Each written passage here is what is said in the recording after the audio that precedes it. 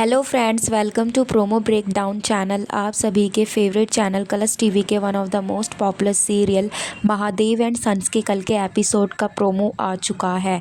Promo में हमें यही दिखाया जा रहा है कि धीरज अपने भाई केतन से कहता है कि तुम्हारे लिए वो लड़की अपना घर, अपना परिवार सब कुछ छोड़ने के लिए तैयार है, सिर्फ़ और सिर्फ तुम्हारे लिए। तुम्हें शर्म आनी चाहिए। ये बात सुनकर धीरज के मुंह से केतन काफ़ी गुस्सा हो जाता है और उसे थप्पड़ मार देता है।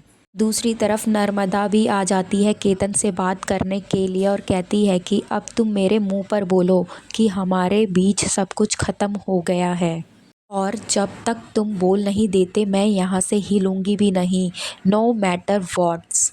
अब आगे देखना काफ़ी इंटरेस्टिंग होने वाला है कि केतन क्या बोलेगा, और ये भी देखना काफ़ी इंटरेस्टिंग होने वाला है कि क्या केतन नर्मदा को हमेशा हमेशा के लिए रिश्ता ख़त्म करने का बोलेगा या फिर नहीं। Thanks for watching.